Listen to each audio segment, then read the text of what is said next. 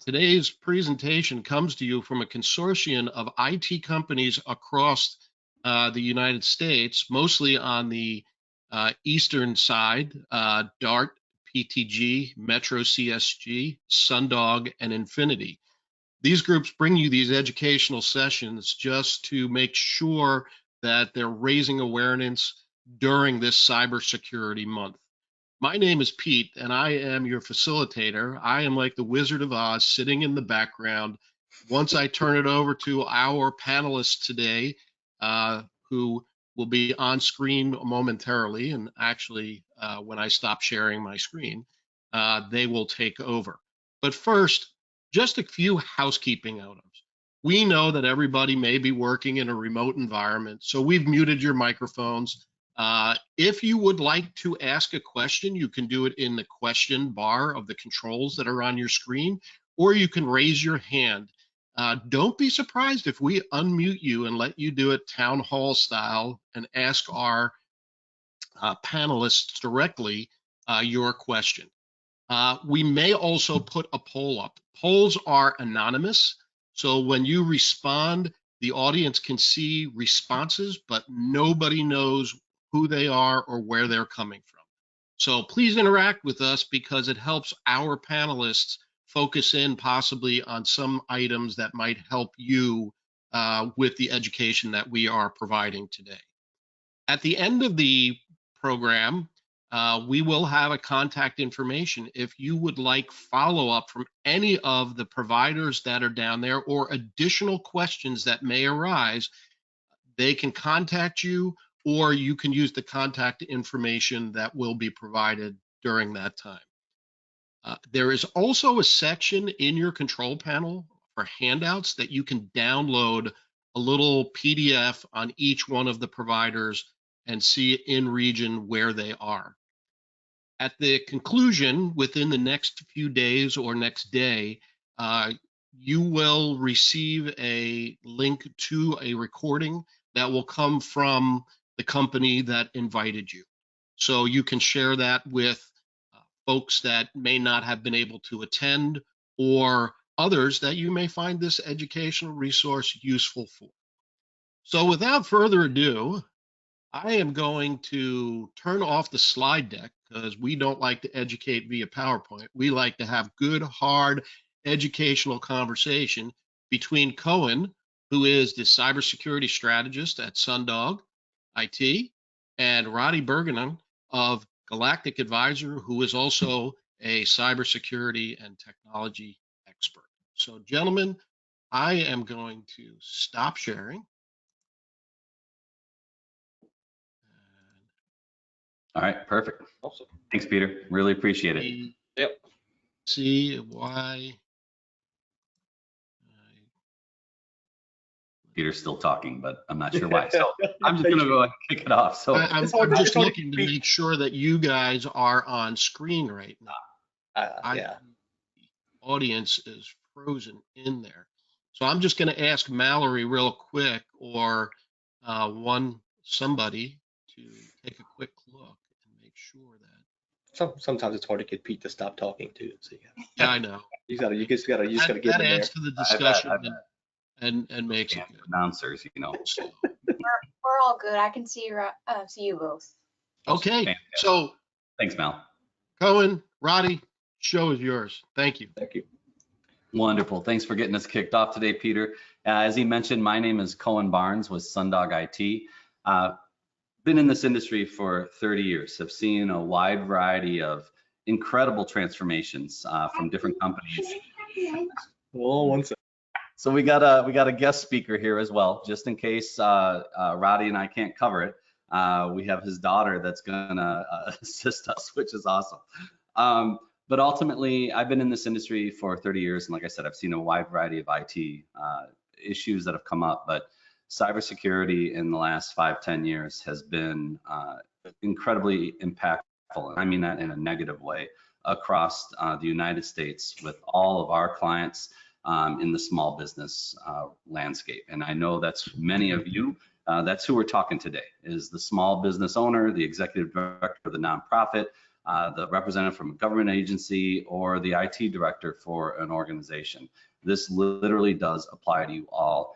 And the significance of cybersecurity right now is incredibly impactful in your organization to get this right. So we're here today to provide some education, because we all know knowledge is power, right? So what we're going to do is impart some wisdom on the background of what happens, what goes on, how do cyber threats happen, how do hackers collaborate, how do they share information, how do they do these things, and then ultimately how it impacts all of us. And I'm one of you, right? So how it impacts all of us. But then also at the end, we'll share some ideas on how you can actually prevent it.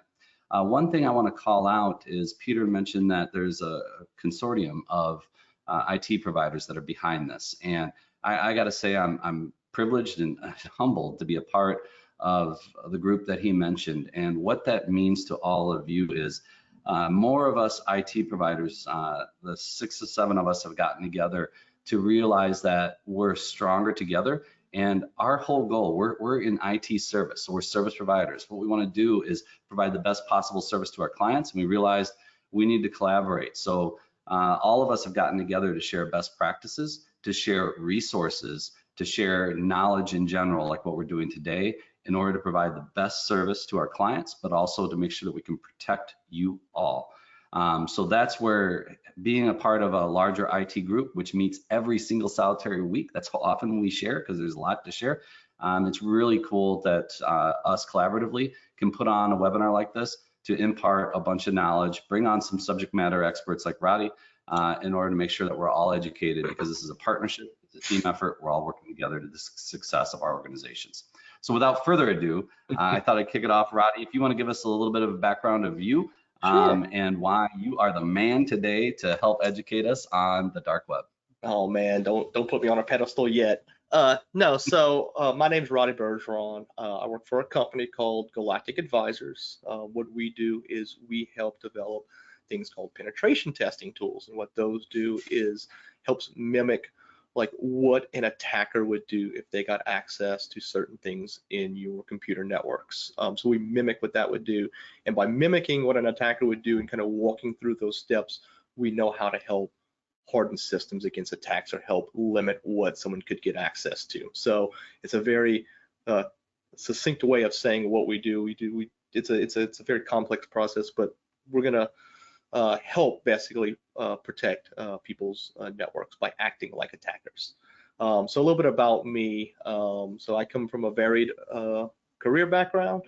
My first job was working for a CPA, helping do financial audits. So I used to walk into banks and hospitals and government entities, and I would help them walk through their technical controls as part of their financial audits, basically making sure that they were doing all the right things they should. Worked for a nonprofit for a number of years, working on their development of their IT security program, and then would work for an IT company similar to what Cohen and them do. I focused in incident response and cybersecurity.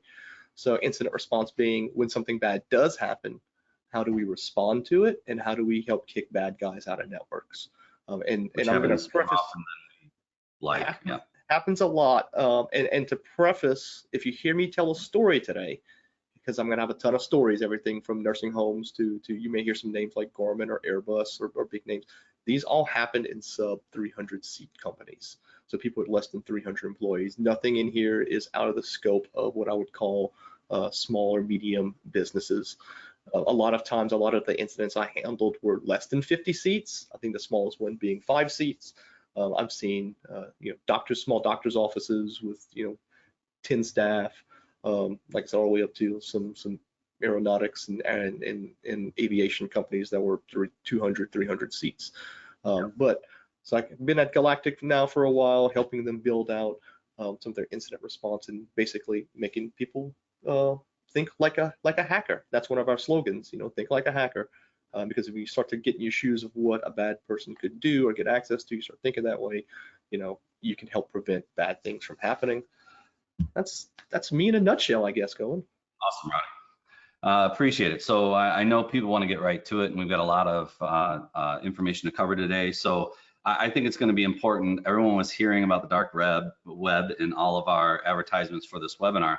But let's, if you don't mind, if you could kick us off, talk a little bit about what is the dark web so people can understand the threat it is, or just understand in general how that is such a important component to cybersecurity, and how all the hackers interact with each other and how they share information, so people can understand. That'll be a great basis of knowledge for them to have in order to build on the topics that we're going to talk about today.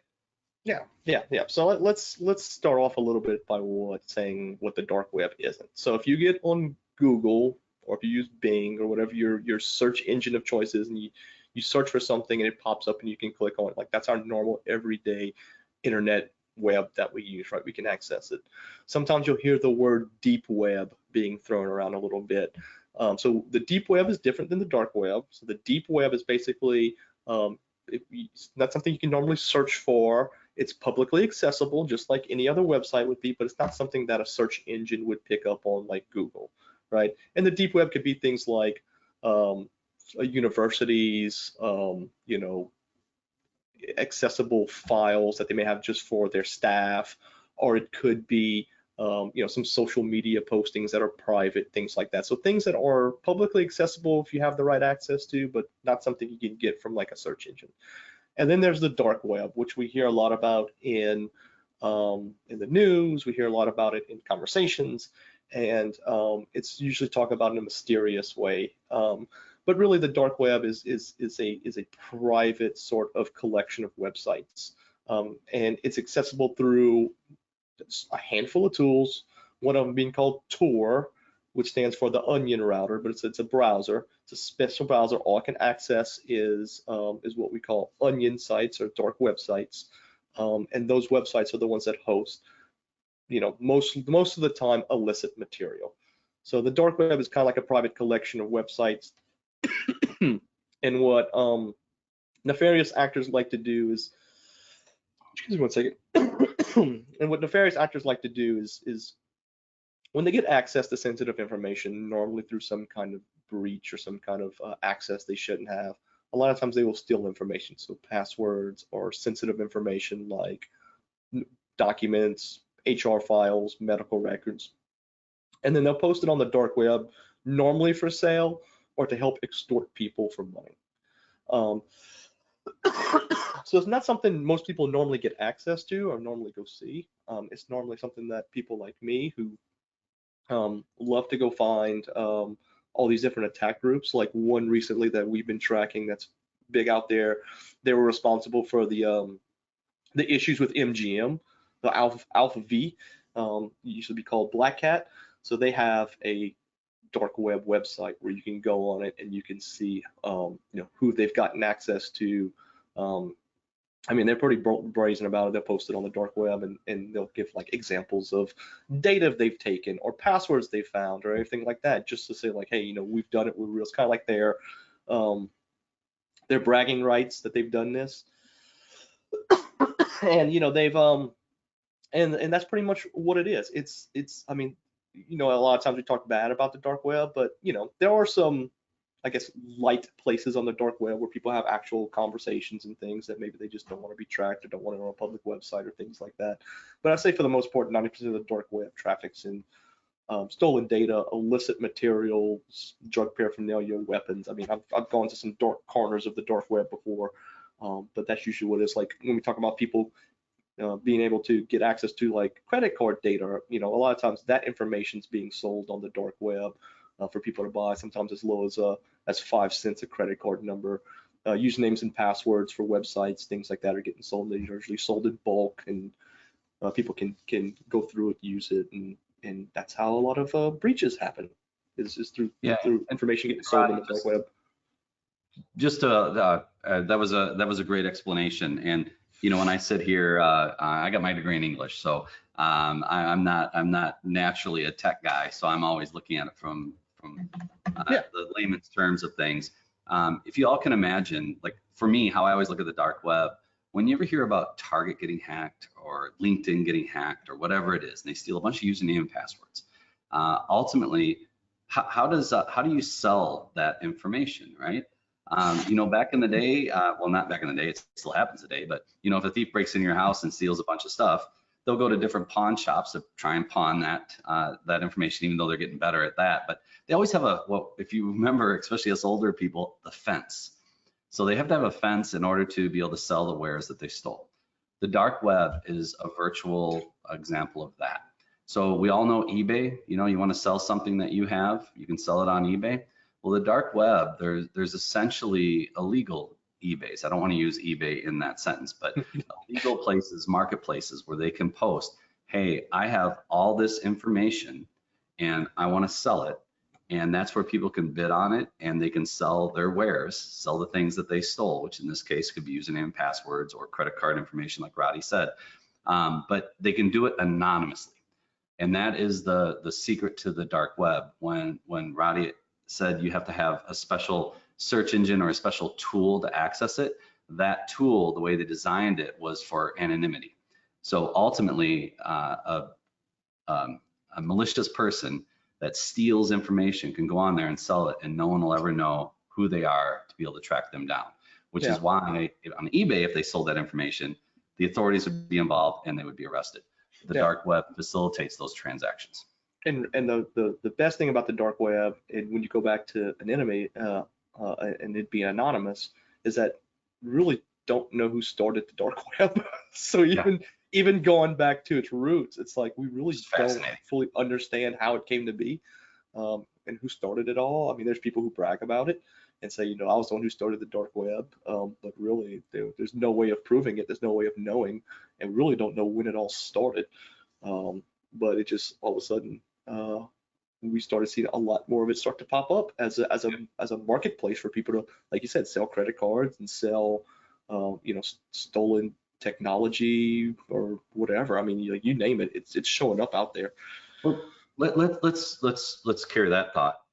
So the impact to individuals, but let's really focus on businesses, but it applies to individuals as well. Talk a little bit about, here, let's say I'm a owner of a company, I've got 30, 50 employees.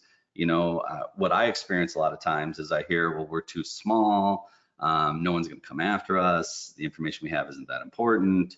I hear a variety of those things, but what you and I have found over and over again is, if your information is stolen and sold on the dark web, it can be incredibly impactful, not just to your organization, but to the clients that you serve as well. Can we talk a little bit about the impact to businesses on the dark web? Yeah. Well, let me tackle that statement a little bit first of where you said, we're too small. Like, it used to be, attackers wanted to go after your big fish, your Bank of Americas, your Walmarts, your Targets. And they're realizing that it's easier to cast a wide net and catch smaller fish than it is to go after that, 200-pound tuna. All right, like it's low-hanging fruit. And I've seen everything from, 4-person law firms get hit all the way up to, like I said, 300-seat aviation companies. So I've seen the gamut, and across the board, medical information, legal information, it doesn't matter what you have. They're going to want to get access to it, or they're going to want to get access or leapfrog somewhere else. So we've seen people's email accounts get compromised, and then that's used to spread. Everybody's gotten those spam or phishing messages where it says like, oh, I have a document for you to sign, click on this link, and it sends you to a fake email. And they use that through legitimate email accounts that they've compromised. So no one's too small, I would say. Everyone's equal opportunity in this game. Medical information, I mean, we're constantly looking at all the different reports that come out. And like, attackers are just looking for anybody who has medical information because they're using it for extortion. The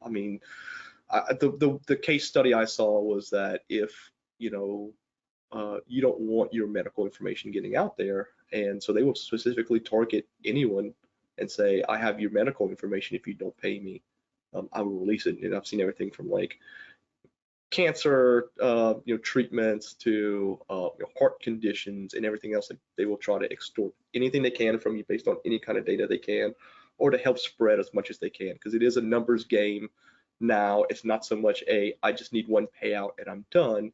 It is a continuous, they are trying to feed the beast that is, ransomware services and what we call attack groups, like people who work together, as a group to infiltrate. So that whole piece of it is, that mantra has gone out the window of I'm too small. Everyone is a target. I've seen it all. So yeah, I mean, Cohen. Roddy, if I can interject real quick yeah, too, go ahead. just from the IT provider and what we've seen. So I mean, you remember like when Target got hacked or LinkedIn got hacked or insert Garmin's gotten hacked, insert any large company, and you hear about they stole 10,000, 20,000, 100,000 username and passwords. And what I hear is people like, oh, as soon as I saw that on the news, I went and I changed my password on Target. Okay, that's great. I'm glad you did your due diligence. But what a lot of people don't realize, especially when it comes down to I'm too small, what a lot of people we have found don't realize is, and we're gonna address this at the end on a way you can mitigate this particular issue, but chances are people use the same username and password across multiple accounts. So Yep. when Target gets hacked, let's say, and all those username and passwords get stolen, they go to the dark web and they put it out there and people pay them for that information. Well, what a lot of people don't realize is don't imagine a human being sitting there trying to put in a username and password in different online profiles. What they do is they'll take that 10,000 username and passwords, they'll put it into a piece of software, and that software is going to go to chase.com, citibank.com, microsoft.com, google.com, amazon.com. It's going to go to all these different online portals. And ultimately what's going to happen is chances are, because you've used the same password across multiple accounts, it's going to get in and penetrate that particular account, raise its hand, and now a human being gets involved. So when you think about I'm too small, and you think about all your employees and all the username and passwords that they have across an entire internet, right? No one is too small, and it's not humans coming after you and specifically targeting company A. It's just software that's running around the internet trying to find that. That's how I see it and how I recall it. Yeah, something like 92% of all breaches are automated right now. Like it's no person behind a keyboard typing away in most instances by far of what we've seen. And to go back a little bit, I can tell you a story. So we had a CPA firm, 40 something seats, and they were using their company email address and password, and it got breached as part of, it wasn't LinkedIn, it was one of the social media sites. And it was the same username and password they used for their IRS e-file system. So they were able to compromise their IRS e-file system from that same username and password because they thought, hey, it's a CPA firm. I can use this username and password probably to try and see if I can get access to the IRS e-file. Compromised a bunch of accounts, and then the IRS shut down their e-filing ability in March, which is prime tax season for them.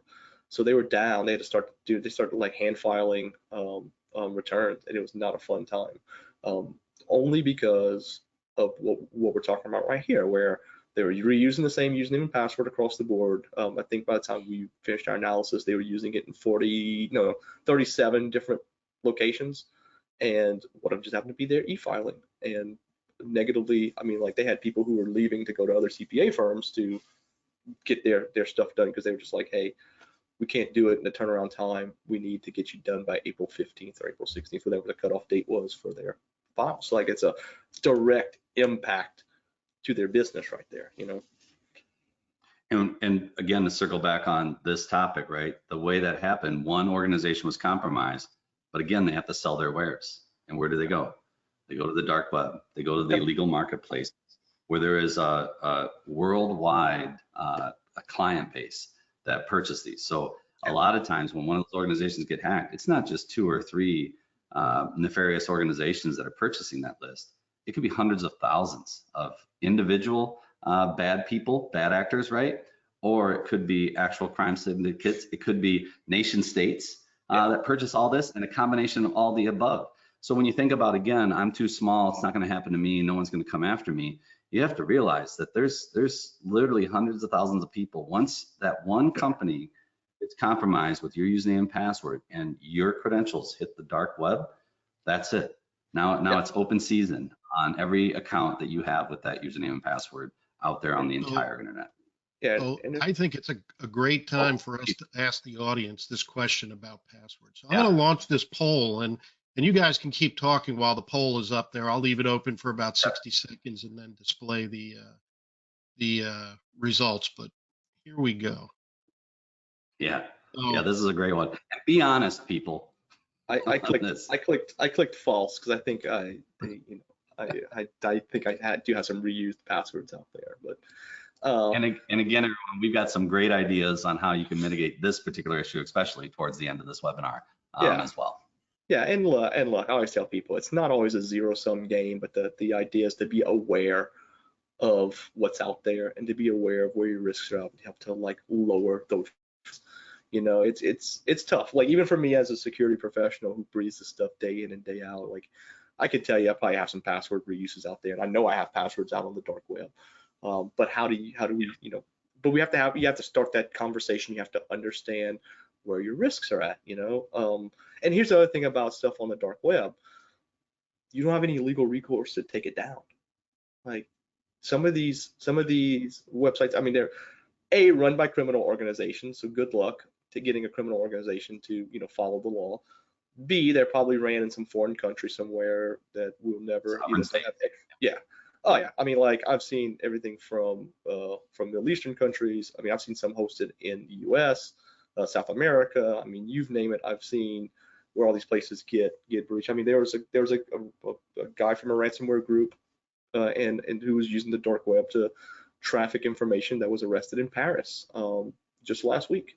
You know, so it's this is global, and you don't have, even if you find it, you report it to your local sheriff's office or police department. What do they do? Right? Like there's a ton to consider there too. Once you do find information, there's no wiping it. There's no sending a letter or cease and desist, things like that. So this is a great results of the poll. It shows there's an overwhelming amount of you that reuse your password across multiple accounts.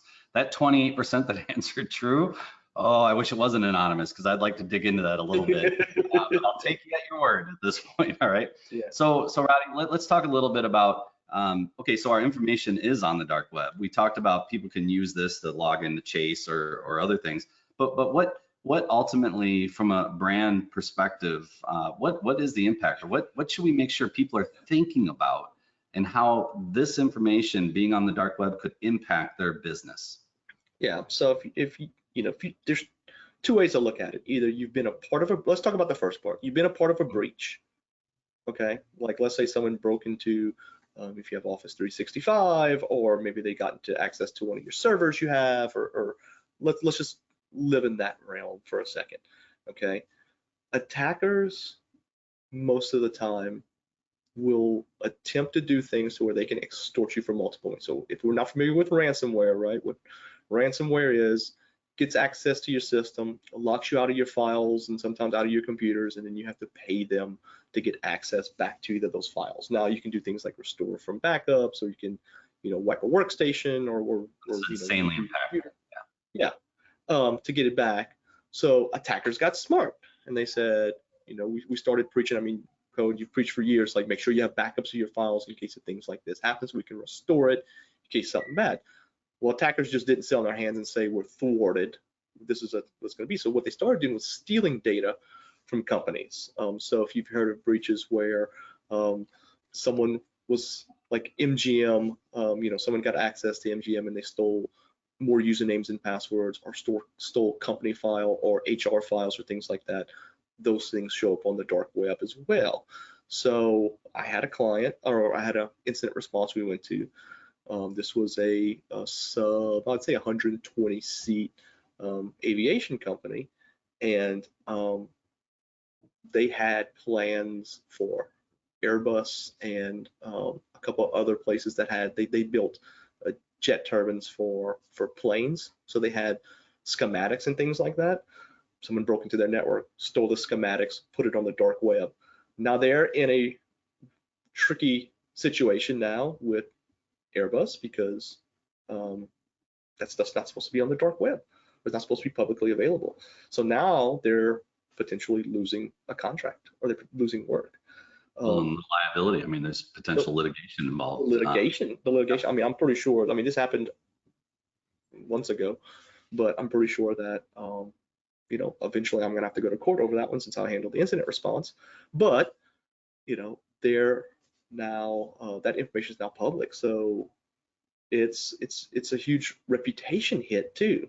So if this gets spread out that you didn't protect yourself, who's going to want to do business with you? Think about a medical doctor. Like if your medical doctor was negligent and all your health information got released down the dark web, and you found out about it, or they have to notify you once that happens, are you going to go back? Right? Like I think the statistics are, after a breach and it's that bad where it's publicly known and all this information gets out on the dark web, I mean you can lose anywhere from 20 to 30% of your business just because people, you're going to lose contracts. I mean, I've seen it, every single instance. So besides just the hit of that information's out there and I have to pay money now to get somebody to come clean up this mess, what about your reputation in the community? Especially if you deal locally with a lot of people. Local communities tend to fill it and will find somebody else to do the work for them, or find another company. It's a huge Roddy, firsthand on my end, my former insurance agent was reusing same username and password, right? That got compromised in some breach somewhere. And again, they put it in the software, went through, and they gained access to his email. And so he sent an email out to every one of his contacts and everyone he had ever sent an email to with a PDF talking about, hey, here's the latest update on your insurance renewal policy. I knew that I wasn't up for a renewal, so why am I getting this attachment? And reached out to him, and sure enough, his email had been compromised, and a hacker sent a malicious attachment out that was infected, that would have infected and did infect a whole multitude of his clients, everyone in his sent items, right? So when you talk about brand reputation, exactly. I mean, if I can't trust my insurance agent to have the right cybersecurity tools in place and those measures in place to protect my information that he has access to, that's an issue. Let alone here he is sending out an email to everyone with a malicious attachment that if I would have clicked on, could have infected my network, which then could have infected my clients as well. So when you talk about litigation and exposure, the exposure is real out there. And that's why even an email account, why it's so important that we try and protect that information. And we're going to talk about the mitigation pieces here in a little bit. Yeah. That's a perfect real world example of what I've seen out there. Yeah, I can give you another one. We had one that we were called into about a year ago. It was a 9-person company. They owned a bunch of storage units. So like your storage units where you rent 10 by 20 and put your stuff in there. They owned about 40-50 units, and someone had gotten access to the owner's email account and was just sitting in it. And how they got access to it was from what we found out was they had some very simple username and password. More than likely it had gotten breached before or was reused or something to that effect. And they just sat in the account and they waited. And whenever it came time for insurance renewal, they got access to wire information and made some changes to some emails. And the company wired $500,000 to the wrong account and didn't know any better. 10 days later, the insurance company calls and says, why didn't you wire the money that we asked so you could renew your insurance policy? It's coming up for renewal. And they said, we did. And then they pulled the thread on that sweater and it unraveled, and they called us in, and we were just like, we don't know what to tell you. Like, you need to get with your financial people like soon to see if you can claw that money back. But they were out, I don't know, whatever, $500,000, like a hit like that. And I don't know about you, Cohen, but I couldn't survive losing $500,000 in 10 days, right. And that's the considerations you have to have, and that's the knowledge that you have to have of what's going on out there. And we've seen $42,000 hits, we've seen $110,000 hits, all that. When you're talking a small business, even if you could survive that, right? There is the reputation damage, but that's serious money that could impact benefits that you provide your employees, investment in your company, and research and development. You want to expand to a new office and a new location. All those can be incredibly impactful to you. And then let's not even talk about how insurance rates can continue to rise once it's been proven that you obviously are susceptible to a cyber attack. You're going to get hit by your insurance company that probably had to lean in on some of the payouts as well. I have multiple I have multiple stories that pertain to this, but first I want a housekeeping. We're at 11:35, and we still got to cover some mitigation steps. Yeah. Peter, I don't know if you have another poll too that you wanted to do, or can we move on? You can move on, and while you're doing mitigation, I will do another poll. All right, perfect. So let's talk about, we now know that there's a place on the internet that hackers can sell my username and password if someone else gets exposed and gets breached. And if I'm not doing my due diligence and having a unique username and password, that could be used against me on other accounts that I have. Ultimately, how does a small business protect itself from their information being on the dark web? And there's three things that I would love to cover. And I know we have a limited amount of time, so we've got to keep it brief, but 2FA, right? Dark web scanning and password manager. Did I say two things? Three things. Three things. But let's see if we can hit through those really quick, and I'll let you kick it off on whichever one you want to start with. Yeah, let's start off with password managers, because I feel like that is the best when we start talking about password reuse or what's out there. And the best thing about a lot of password managers is they have some kind of like dark monitoring or password reuse notifications. So they will actively go out there and say like, hey, you use this username and password, this was found on the dark web. Now I won't tell you what it's found or where it found it at, but it will give you some kind of notification so that you then know to go and say, hey, let me update it. The best thing about password manager too is you can use unique passwords, so you can randomly generate as long as a password as you want. I mean, like my typical password is 28 to 30 characters long, randomly generated, not human readable. Like it's just a string of numbers and letters, something that no one would be able to guess easily. So because what a password manager does is help you keep track of those passwords, and someone will even help you like put it into the browser for you, so you don't have to type it out, or you can copy and paste them if you need them, and just helps you keep track of all that, right, Cohen? Like that's the basis of them. So we recommend LastPass is a great password manager out there. And just so everyone understands what a password manager is, just elaborate on what Roddy just said. Imagine you need to know one password, and that's it. So you come up with this passphrase, I like to call it, something that's pretty complex. You remember it. It's the only time you ever use it. And what that means is if I go to chase.com and I'm at their portal, I don't remember what my unique password is with Chase, because to Roddy's point, my password manager generated a complex, sophisticated password, and the password manager remembers it. All that I have to do is put in my master password for my password manager, and it autofills my username and password. Now imagine I go to Microsoft 365 or to Amazon. I've had my Amazon account, I had LastPass generate an insanely complex password for it as well. The password manager remembers it. So when I go to Amazon, I just put in my one known password, my master password, and it autofills it.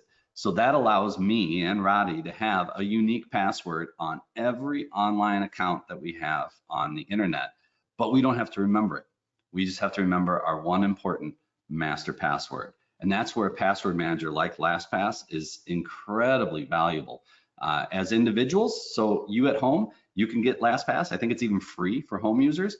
But then in the business world, many organizations like us, we have that as part of our service offering to offer a corporate password manager to make sure that your employees aren't reusing the same username and password across portals that they use in the day-to-day operation of the business. Yeah, and I'll say this, a lot of people like to store their passwords in Excel files and things like that.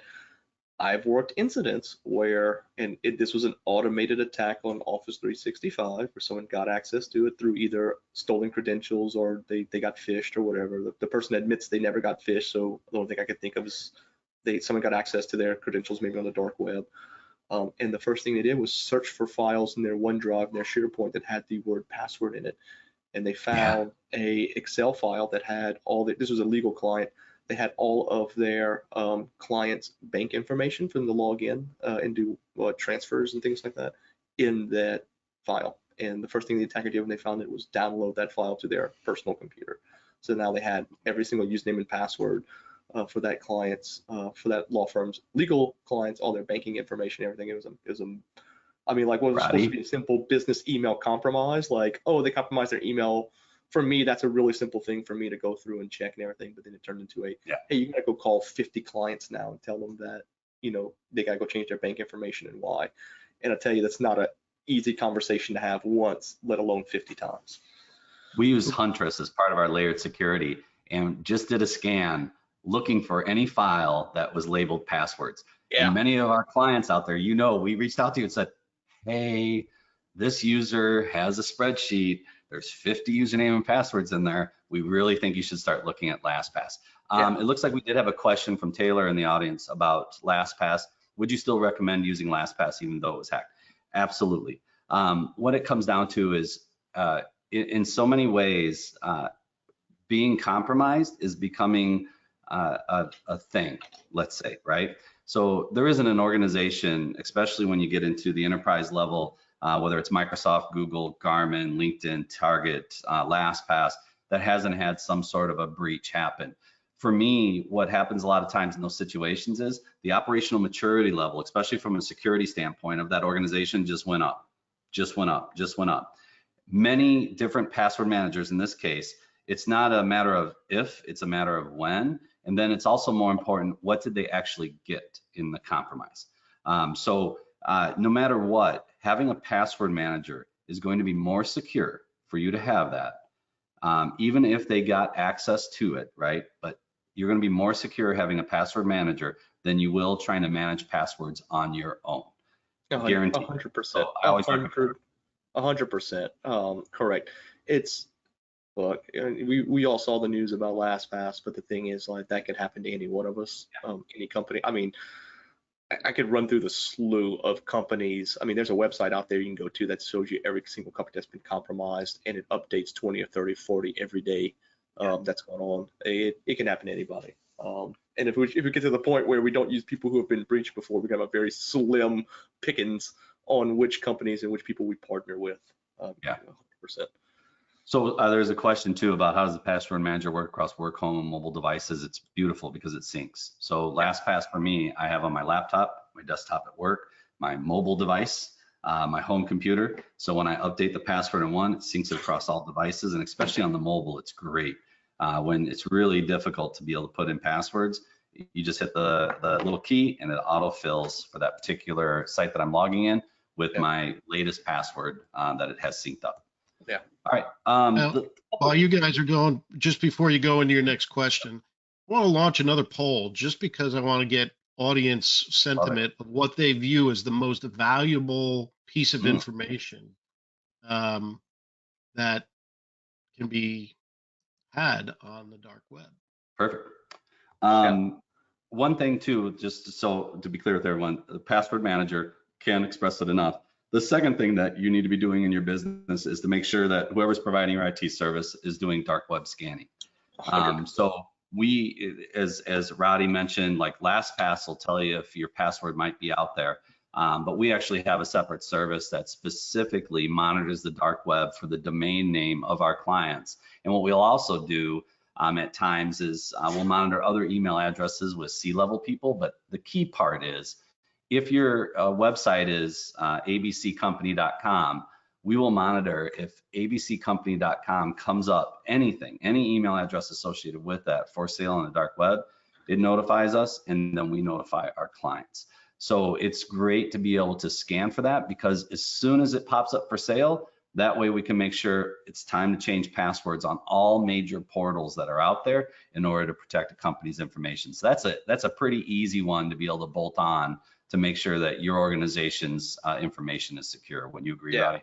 Yeah, 100%. And another thing too, part of this, the education process on this is like, whenever your information starts to pop up, especially part of a new breach or some information on the dark web, like it's time to prep, you know, your client, Cohen, business owners out there and their staff of like, hey, you might see an increase in attempted phishing or something to that effect. It's gonna ramp up when your information gets put out there.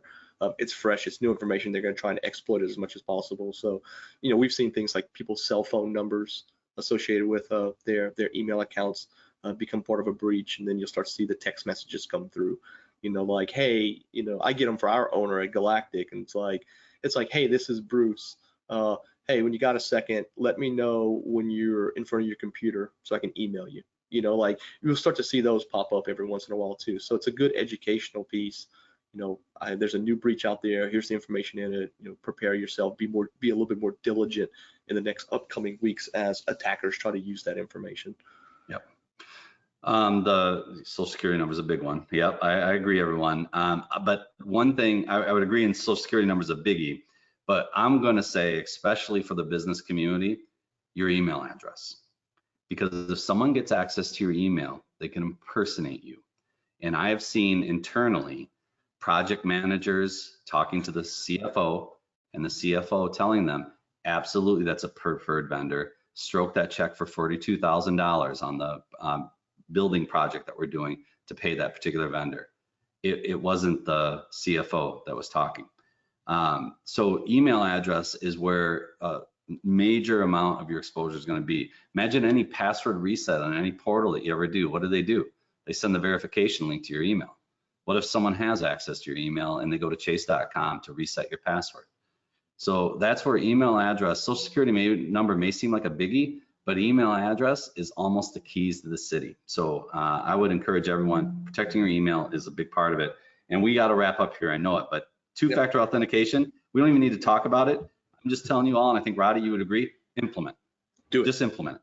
Yeah. Two-factor on your email, your social media sites, anytime, your bank accounts, anytime you have the opportunity to put two-factor authentication on, please put 2FA on. It's incredibly important. Something, I think Microsoft said something like 85% or greater of all email breaches could be prevented if you just had MFA. I mean, just off the bat.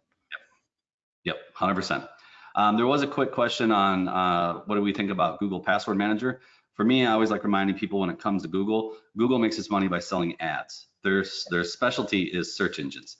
Now, Google does a lot of really cool things out there, absolutely, but it could be Microsoft Edge's password manager, right? For me, I'm a big believer, don't store your passwords in your web browser. Yes. Do subscribe to a service like a password manager. This is what they do. This is all they do. And they have a specialty in that. So if you really want your passwords protected, get rid of the convenience factor in a browser password manager, and you're going to find LastPass once you get to know it, or any password manager. I don't want to just focus on LastPass, but any password manager, once you've learned it, oh man, it's super easy to use, and you will love it going forward. Yeah, and I can say too. So when we're doing our penetration test and we're putting our hacker hat on, the first thing we do is attempt to steal passwords from browsers.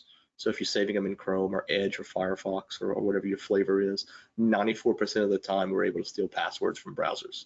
So I'm just letting you know, like, it is fairly common. Attackers do it. And then, I mean, you should see the things that I find in people's browsers. I mean, administrative credentials, the admin login to their Office 365, like that's mine now. The login for Amazon, like that's mine now. The last test I ran on 5 computers, and I stole something like 1,600 passwords that were stolen in browse. I mean, like, that's just what it's now that's the importance of having a password manager where it's encrypted, it's locked down. They're built in a way to help prevent that kind of abuse from hackers out there. That's a great point. If they get access to your Gmail account, right, and you're using Chrome, and you're logged into Chrome via your Gmail account, once they have your email address, now they have all your username and passwords too. Yeah. So that's what's nice about a password manager. It's separate, it's isolated, and it's protected by a unique password. I think this is the last question we'll be able to take, but it was asked, what if you lose internet access? Yes, the password manager, the database is encrypted on your local device, so you do have access to it offline. For me, it's great. I use it to store my bank account routing number and account number. So when I'm going to do a deposit or whatever, I can bring up my password manager. I'm not on my online portal, right, logging in. I'm right at the bank and I've got information there. Or it could be just additional information about that particular account. Maybe it's your Comcast account and you want to put your account number in it. You can put a lot of great things in the password manager that just make your day-to-day life a lot easier. 100%. All right, Peter, I think we're at 11:49. I don't know if there was a wrap-up poll, wrap-up question, or where do you want to take it from here? Well, there's one more poll that I'm going to go out there and throw, and it's about, love it. One thing we didn't get to touch on was cybersecurity training. How often do you do it in your organization? Answer honestly, people, and quickly, because we definitely want to move on. But this is, I don't want to skew the results here, but I'm just going to talk while you're filling it out. ultimately with our client base, we talk all the time that we provide, and all the companies that are part of this webinar today provide cybersecurity training. But what we do is we talk about it is a partnership. Your business, in order to be protected, we can come in and we're going to apply a lot of tools. We call it layered security in order to make sure that everything we talked about today ultimately is protected. Yeah. But what's really important to understand is your end users, if they really want something and they really want to do something, there's an opportunity for them to bypass some of the security that's out there. So education on cybersecurity, education on the dark web like today is how together, right, as a team, we're able to make sure that we protect your organization. And I'm not surprised by these results. I would have thought Never would have been a little bit higher. Never is the wrong answer. So if you are at Never, you need to be reaching out to your IT provider to make sure that there's training going on for your staff. Once a year, absolute minimum. It should be 100% of the people saying at least once a year. What do you think, Roddy? Yeah. So one of the internal things we like to use, everybody knows what a firewall is. It sits at the, you sits at your internet connection, helps protect you. But what are you doing to help, protect your human firewall, right? Like each human has to be able to make those decisions, just like Cohen, just like a firewall would, like what's good, what's bad. Like you have to train your human firewalls in your office as well, and that's where the security training comes in. And the more frequently you do it in a valuable way, the more likely is they'll catch something and say something. Because look, we all get caught up in our day-to-day. We're all running through things. It's phishing emails and those types of attacks are opportunistic. They may hit you 100 times with phishing emails. It only takes once. And that's where the training comes in to help people keep it top of mind that security is important. And here's the things we need to be looking out for. Here's this latest and greatest new attack or whatever's out there. Remember, tying back today, any information they get from your organization, they're going to put on the dark web. Yep. Now the entire world has access to that. Your client information, your employee information, your proprietary information for your organization. So I hope this was informative for everyone. Peter, are we good at this point? I think we're good, unless, I'd like to give you guys one last chance to wrap this up. So Roddy, in 60 seconds or less, what's your last word? Well, I thank everyone for joining us today. Thank you, Cohen, for inviting me in and letting me ramble a little bit. The world is a lot more connected than it's ever been before. And, I don't like to talk about all the scary things. What we do with technology nowadays is wonderful. I mean, like things that, 10 years ago, we could have only dreamed of are happening. But the flip side of that is it's getting harder and harder to understand technology out there, even for me. And that's why you need people who understand it, can help you, guide you through it, help you figure things out, and get a grasp of what's out there so that you can make, as a business owner, make those good decisions and keep your, not only your business safe, but also, your clients and their data safe. And it is possible. It is possible to grasp it and have that trusted partner and that trusted advisor to help guide you through it. So don't let technology scare you. It's wonderful, but sometimes you just do need that help. And that's why you have people like Cohen, who helps guide you and helps you better understand where your risks are at. Right, Cohen, your last words. Yeah, so some of you can see in the background, I started my career in the military, and it was all about, protecting our country against all enemies, foreign and domestic. Why that is important is it applies directly to what we're talking about today. I've spent a lifetime making sure that our clients, myself personally, friends, family, all have been secure in this online world. And it started off pretty simple. You didn't have to do a lot, but it's gotten so complicated because they are estimating it's going to be over a $30 billion industry. Hackers, right, are going to make over $30 billion by compromising all of us, small businesses and large. It is a massive industry out there, and there's a lot of investment being made in it. We all absolutely have to do our part. I really don't like the scare tactics. I don't like those things. But ultimately, when it comes to this, and that's why we wanted to bring on Roddy, completely independent. This is what he does. This is what he sees out there in the world. It is real. No business is too small. No one is too unimportant. At some point, most likely, everyone is going to be exposed to this and have some sort of impact. Our goal, and the goal of all the companies that are on supporting this call today, our goal is to be able to, one, if we can, eliminate it from happening, but more importantly, limit the impact if it ever does with you. So please reach out to any of us, whether it's Infinity, Dart, Metro, Sundog, PTG, Trace Advisors, and then you're going to get an incredible amount of great information on how to continue to make your business more secure. But I can't say enough how much I appreciate everyone coming out today, listening to what this is. Roddy, I can't tell you enough how much I appreciate you bringing your knowledge and your industry expertise to this conversation, because knowledge is how ultimately we're going to prevail against the threat that is out there, and it's a daily threat that is out there. Agreed. Okay, so I'm going to put up on here, again, on behalf of Metro CSG in New York and Sundog Cohen in DeKalb, Illinois, PTG in Greenville, South Carolina, Infinity in Savannah, Georgia, and Dart in Tampa, Florida. We want to thank you and we want to congratulate you for taking the time to get education. This is something really important, and it's time out of your day. And when you take time out of your day, that means that you view this as important. So we're happy that you were able to spend the time with us today. Now, we put the contact information up there. Specifically, here are some people that you can contact at each organization. Now, some of your questions that came in may have been answered in other parts of it. You can contact any one of these team members, or as we exit today, there will be a feedback form. Please let us know that you'd like feedback. And any one of these, unfortunately, we're just short of time on this subject. We could probably talk for days, but we just want to make sure that we answer all your questions and give you the education that you came here for.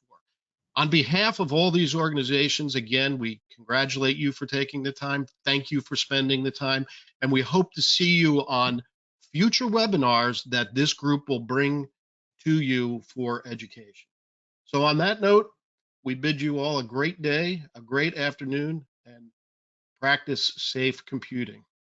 Take care. Thank you, everyone.